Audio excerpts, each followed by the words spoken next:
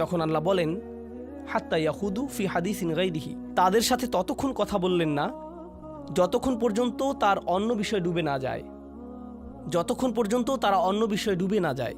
এখন আমার আপনার নিজেদেরকে জিজ্ঞাসা করা উচিত, এটা মানুষের সম্পর্কে সমালোচনা নয়, এটা আমি এবং আপনি আমাদের সম্পর্কে যা ভাবি তাই। আমি প্রতিদিন যে বিষয়ে ডুবে থাকি, এর কি কোনো উদ্দেশ্য আছে, নাকি আমরা আসলে শুধু এদিক ওদিক ঘুরে বেড়াচ্ছি?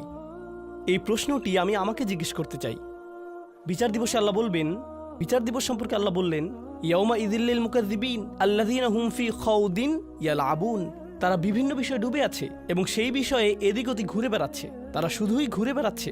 এবং প্রতিবার যখন কোরআন তাদেরকে ডাকে, সত্য তাদেরকে ডাকে, সব কিছু দায়িত্ববোধ, কারণ বিচার দিবস মানেই দায়িত্ববোধ, তাই নয় কি? বিচার দিবস হচ্ছে একটি কোর্ট, এবং এই কোর্টে কি হয়? বিচারক বলেন, আপনি যা করছেন তার জন্য আপনিই দায়ী। আপনাকে কোর্টে নিজেকে উপস্থাপন করতে হয়, এবং যারা জানে যে তাদের সামনে একটি বিচারের দিন আসছে, তাদের জন্য একটি বিচার অপেক্ষা করছে, তারা সেই বিচার দিনের জন্য প্রস্তুতি গ্রহণ করে। এটাই এই জীবনে হয়, এটাই বিচার দিবসের জন্য সাধারণ যুক্তি। কিন্তু যেই ব্যক্তি সেই ট্রায়ালের জন্য প্রস্তুত নয়, তারা শুধু খেলে বেড়াচ্ছে, তারা গেমে আসক্ত, তাহলে তারা সেই বিচার দিনে খুবই বিপদে পড়বে। এবং কেউ কেউ বলে, এই এই বিচার দিবস আগামীকাল, বিচার দিবস আগামী সপ্তাহে, তাড়াতাড়ি এই দিনের জন্য প্রস্তুতি গ্রহণ করো। কিন্তু আপনি তৈরি নন, আপনি আপনার কাজ শেষ করেননি, সেই দিন কি আপনার বিপক্ষে হতে যাচ্ছে? আরে যান যান, আমাকে খেলতে দেন। এটা সত্য নয়। ওহ, এই মানুষগুলো খুব বেশি বেশি, আসলেই খুব বেশি বেশি, তারা খুবই নেতিবাচক, আমাকে আমার মতো থাকতে দিন। আপনি জানেন, এমন একটা সময় ছিল যখন দার্শনিকেরা ক্যাপিটালিজম, কমিউনিজম, অ্যাথিজম এইগুলো নিয়ে কথা বলতো। এখন আমরা একটা নতুন পৃথিবীতে, আপনার ইমোশনই আপনার নতুন ধর্ম। আমাকে একটু ভালো থাকতে দিন তো, আমি শুধু ভালো থাকতে চাই, আমাকে আমার মতো থাকতে দিন। আপনি জানেন, বিচার দিবসে আল্লাহ এমন একটি বর্ণনাই দিয়েছেন, আল্লাযীনা হুম ফি খাউদিন ইয়ালআবুন, যখন কোনো মানুষ কোনো কিছুতে ডুবে যায়, তখন সে আর অন্য কিছুতে যেতে চায় না, সে ওখানে আটকে পড়ে, তারা একই জায়গায় থাকে। যখন কোনো মানুষ কোনো কিছুতে আসক্ত হয়, তখন আপনি তাকে 1 বছর আগেও যেখানে দেখেছেন, এখনও ঠিক সেখানেই দেখবেন। আপনি জানেন, যখন মানুষ কোনো কিছুর পরিবর্তন করে না, আল্লাহ তাদেরকে পরিবর্তন করেন। আল্লাহ বলেন, ওয়াল্লাযীনা ইয়াওমা ইউদাউনা ইলা নারি জাহান্নামা দাআ, তখন আল্লাহ তাদেরকে জাহান্নামের আগুনের দিকে ঠেলে দেন। তাদেরকে ঠেলে দেওয়া হয় কারণ তারা নিজেরা নড়ে না, তারা যেতে চায় না। হাযিহিন নারুল্লাতী কুনতুম বিহা তুকাযযিবুন, এই হচ্ছে জাহান্নাম যাকে তোমরা মিথ্যা বলতে। আফাসিহরুম হাযা, যদি আমি বলি এটা কি জাদু? আও আনতুম লা তুবসিরুন, তুমি কি দেখছো না? কারণ আমি কোনো আগুন দেখতে পাচ্ছি না। হে আস্তাগফিরুল্লাহ বলো, এগুলো করো না। আমাদেরকে আল্লাহকে ভয় করা উচিত, আমাদের বিচার দিবসকে ভয় করা উচিত। ও হ্যাঁ, আমার আগুন ভয় করা উচিত, কিন্তু আমি তো কোনো ধোঁয়া দেখতে পাচ্ছি না, আমি তো তাপমাত্রা বাড়তে দেখছি না। আল্লাহ বলেন, এটা মিথ্যা। যখন বিচার দিবস আসবে, আও আনতুম লা তুবসিরুন, তুমি এটা দেখবে না। ইসলাউহা ফাসবিরু আলা তাসবিরু সাওয়াউন আলাইকুম ইন্নামা তুজজাউনা মা কুনতুম তা'মালুন, এখন যাও এর ভিতর এবং এটা উপভোগ করো। তুমি এটা সহ্য করতে পারো বা না পারো, এটা কোনো ব্যাপারই না, এটার এখন কোনো মূল্যই নেই। আমি এখন এই খুতবাটিকে ছোট করে আনতে চাই। অন্যদিকে এই মানুষের বিপরীত দিকে কিছু মানুষ থাকবে যারা বিচারের দিনে কোনো ধরনের বিপদে পড়বে না। আল্লাহ বলেন, ইন্নামাল মুত্তাকিনা ফি জান্নাতিন ওয়া নাঈম, যে মানুষের তাকওয়া ছিল তারা জান্নাতে যাবে এবং সেখানে আরাম করবে। আয়াতের পরবর্তী অংশটি হচ্ছে জান্নাতের বর্ণনা। এটা নিয়ে হয়তো পরবর্তীতে কখনো কথা বলবো, কিন্তু আমি চাই আপনারা এই বিষয়টি নিয়ে চিন্তা করুন। মুত্তাকিন বলতে আসলে কি বোঝায়? মুত্তাকিন শব্দটা আমরা সবসময় শুনে থাকি, আমাদের তাকওয়া থাকা উচিত, আমাদের তাকওয়া থাকা উচিত। তো তাকওয়া শব্দটি এসেছে ওয়াকায়া শব্দ থেকে। আপনার জানা উচিত, ওয়াকা মানে হচ্ছে প্রতিরোধ করা। এখান থেকে যে শব্দটি এসেছে, আমরা দোয়াতে এই কথাটা বলে থাকি, ওয়াকিনা আযাবান নার। তাকওয়া একই শব্দ।